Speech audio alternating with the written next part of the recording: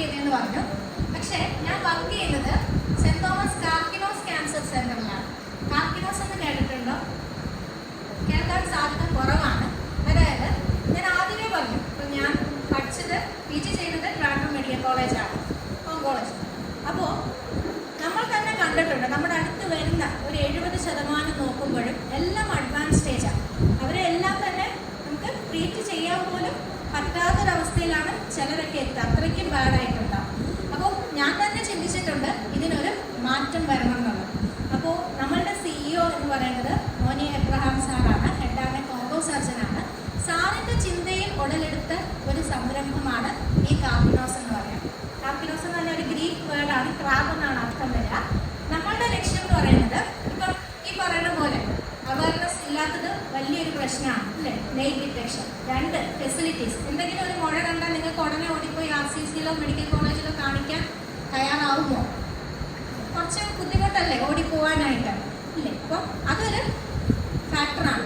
ഒന്ന് കാണിക്കാൻ, ആരെ കാണിക്കണം എന്നറിയില്ല, എവിടെ കാണിക്കണം എന്നറിയില്ല, അങ്ങനെ തന്നെ വെച്ച് കുറേ സമയം നമ്മളുടെ കയ്യിൽ നിന്ന് പോകും.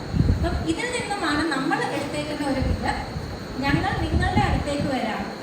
ഇപ്പം വലിയ വലിയ ഹോസ്പിറ്റൽസ് ഒന്നും വേണമെന്നില്ല നമ്മുടെ ക്യാൻസർ ഈ കെയറിന്.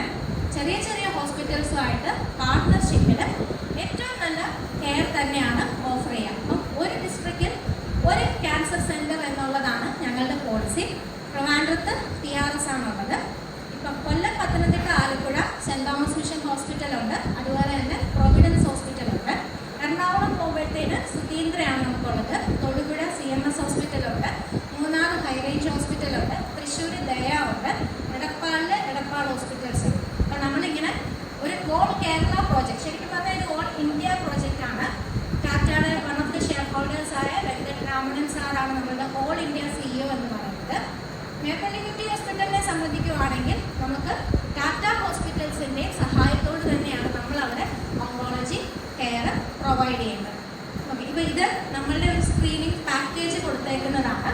അപ്പം ഈ പറയുന്ന എല്ലാ ടെസ്റ്റുകളും ഞാൻ ഈ പറയുന്ന ക്രൈറ്റീരിയ വെച്ച് തന്നെയാണ് നിങ്ങൾ പോകേണ്ടത്.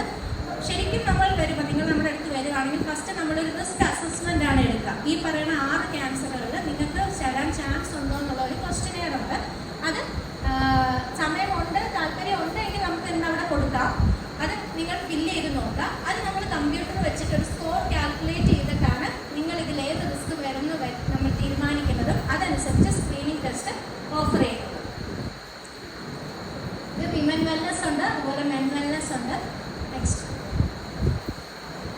ഓക്കെ, ചികിത്സാ